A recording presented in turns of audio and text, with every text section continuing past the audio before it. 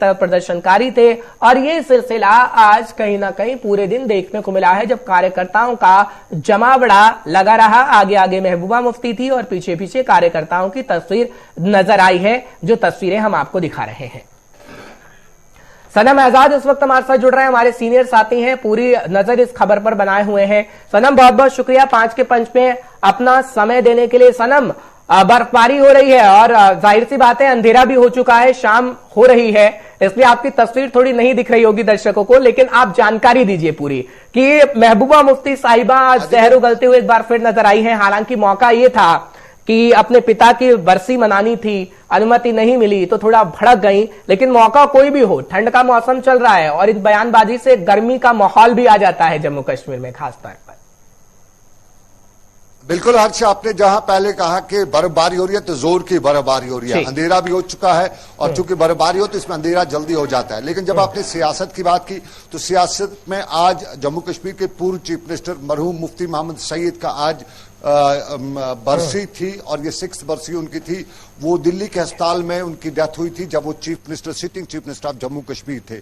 और पीडीपी हर साल उनके आज के दिन पे तकरीब करके जो उनका मजार है दारा शुक्वा ग्राउंड अनंतनाग में, वहां पे, और आज भी प्रोग्राम पहले से बनाया गया था। पीडीपी कार्यकर्ताओं ने खुद महबूबा मुफ्ती को वहां पे जाना था, लेकिन वहां पे प्रशासन ने किसी हद तक रोक भी लगा रखी थी। जो लोग उधर जाना चाहते थे उन्हें रोका जा रहा था, खासतौर पर उस रोड पे, चाहे वो पहलगाम से लोग आते थे, अनंतनाग के दूसरे इलाकों से आते थे, उधर से रोक थी, और श्रीनगर से या दूसरे डिस्ट्रिक्ट से कोई वहां पे जाना चाहता था तो किसी हद तक रोक थी। लेकिन महबूबा मुफ्ती एक अच्छी खासी तादाद, करीबन 300 के करीब जो अपने कार्यकर्ता हैं वो लेके वहां पे पहुंची। तो फिर वहां पे जो पार्क है उसके बाहर जो हाईवे है वहां पे भी पुलिस ने वहां पे रोका और उसके बाद पुलिस ने वहां पे महबूबा मुफ्ती ने फिर वहां पे आर्गूमेंट हुए और महबूबा मुफ्ती को उन्होंने बताया कि आप कुछ लोगों को, चंद लोगों को लेकर अंदर जा सकती हैं ज्यादा, लेकिन महबूबा मुफ्ती नहीं मानी और करीबन 1 घंटे तक उसने वहीं पे किया। आखिरकार मजबूर होकर पुलिस को उन्हें जाने की इजाजत दी गई और फिर महबूबा मुफ्ती अंदर गई। मजार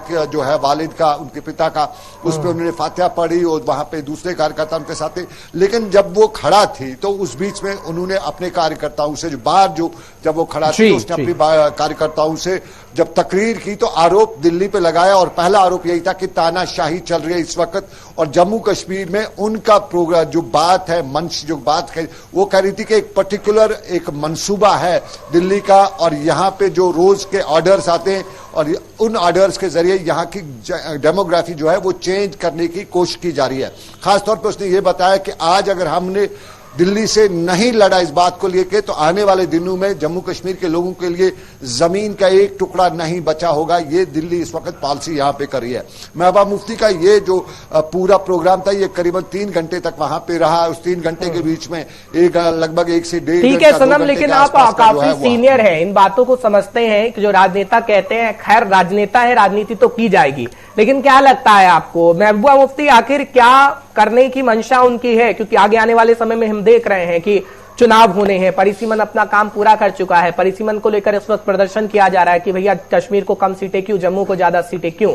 आगे आने वाले समय के लिए ये तैयारी है क्या कि कोई भी राजनेता कोई मौका नहीं छोड़ रहा है? फारूक अब्दुल्ला साहब हो, उमर अब्दुल्ला साहब हो, महबूबा मुफ्ती हो, गुलाम नबी आजाद साहब हो, हर इलाकों को दौरा बर्फबारी के अंदर भी जारी है, बातचीत भी हो रही है, वार पलटवार भी हो रहा है, इशारा किस और है? सनम देखिए हर्ष, एक चीज हमें माननी पड़ेगी, जो दिल्ली रोज के कानून ला रहा है, कायदे और कानून जिसे हम कहते हैं कश्मीर में आमतौर पर, वो जनता को कुछ ज्यादा जो है हजम नहीं हो रहा है। जनता उसको बहुत नेगेटिवली दे रही है और कश्मीर की जनता, मैं जम्मू की बात नहीं करूंगा, जम्मू में एक बड़ा ग्रुप है जो इसको सही मानता है, लेकिन कश्मीर में जो है हम मोस्ट ऑफ द पॉपुलेशन हम जिसे कहेंगे इसको अच्छा नहीं मान रही है। और जब जनता में जिस चीज का रोष हो रहा हो उसको पॉलिटिशियन कैश न करें तो और क्या करें। तो पॉलिटिशियन खासतौर पर महबूबा मुफ्ती जनता के रोष को, जो ऑर्डर्स आ रहे हैं, जो रोज के नए नए कानून आ रहे हैं, तो उसका जो रोष है जनता में उसका फायदा उठाना चाहती है। और महबूबा मुफ्ती, यही वजह है कि जब महबूबा मुफ्ती की सिचुएशन कश्मीर में 0 पे पहुंच गई थी, उसके पास कोई नहीं था, आज महबूबा मुफ्ती की पार्टी एक बड़ी पार्टी बनके वापस आ चुकी है। और बड़े बड़े, आज यूं कह सकते हैं कि कश्मीर में बहुत से बड़े पॉलिटिकल नेता हैं जो अपनी पार्टियों को छोड़ के अब महबूबा मुफ्ती की पार्टी ज्वाइन करना तो चाहते हैं, लेकिन महबूबा मुफ्ती वहां जो उनको ज्वाइन करने नहीं दे रही है। इस तरह की सिचुएशन इस वक्त महबूबा मुफ्ती को दिल्ली के ऑर्डर्स की वजह से यूं कह सकते हैं कि दिल्ली ऑर्डर निकालती है, फायदा, पॉलिटिकल फायदा महबूबा मुफ्ती को पहुंच रहा है और महबूबा मुफ्ती उस फायदे का इस्तेमाल कर रही है इस वक्त कश्मीर में। हर्ष, एक आखिरी सवाल सनम, क्योंकि बड़ी दिलचस्प बात हो जाती है जब हम राजनीति की बातें करते हैं, क्योंकि जम्मू कश्मीर में इस वक्त उपराज्यपाल साहब हैं, विधानसभा के अंदर अभी कौन बैठेगा कौन नहीं बैठेगा ये तो इलेक्शन के बाद पता लगेगा, लेकिन माहौल कैसा दिखता है आपको? क्योंकि बर्फबारी के दौरान भी आप निकल रहे हैं, ग्राउंड जीरो पर जा रहे हैं और हमने देखा कि लोग खासा नाराज हैं पॉलिटिकल पार्टियों से, खास करके यूथ, क्योंकि जब हमने 2021 का ब्यौरा सामने रखा अपने दर्शकों के पास, नए साल पर बेरोजगारी को लेकर यूथ काफी परेशान है कि हां हमारे पास रोजगार होना चाहिए, लेकिन साल के अंत जाते जाते जम्मू कश्मीर के उपराज्यपाल साहब ने एक तोहफा दे दिया और जो एमओ साइन हुआ उसके जरिए हम देख रहे थे कि प्रशासन ये बताने का काम कर रही थी कि हां हम आपके लिए सब कुछ कर रहे हैं, तस्वीर बदलने की कोशिश हो रही है। और उपराज्यपाल साहब ने तो ये भी कह दिया कि अगर मैं कुछ कहूंगा तो मीडिया की सुर्खियां बन जाएंगी और वो अखबार में भी अगले दिन आ जाएगा। लेकिन क्या माहौल आपको लगता है, उसके बारे में भी जरा बताइएगा। देखिए हर्ष, अगर हम बात करें जम्मू कश्मीर की तो 3 साल हो गए हैं अब डायरेक्ट रूल चल रहा है उपराज्यपाल का, दिल्ली का डायरेक्ट रूल चल रहा है और इन 3 सालों में लोगों को बहुत ज्यादा बदलने की उम्मीद थी। लोगों ने कहा था कि दिल्ली ने एक बड़ा फैसला लिया है, उसके नेगेटिव इंपैक्ट्स जो हैं उसको खत्म करने के लिए दिल्ली बहुत बड़े बड़े फैसले करेगी यहाँ पे। लेकिन मैंने आपको याद होगा 3 दिन पहले मैंने आप ही को बताया था कि जम्मू कश्मीर में इस वक्त 70,000 से ज्यादा गवर्नमेंट की वैकेंसीज हैं, लेकिन उनको फिल किया 3 सालों में सिर्फ 11,000 पोस्ट फिल किए गए। तो जब रोजगार की बात आती है, लोगों को रोजगार नहीं मिल पाता है।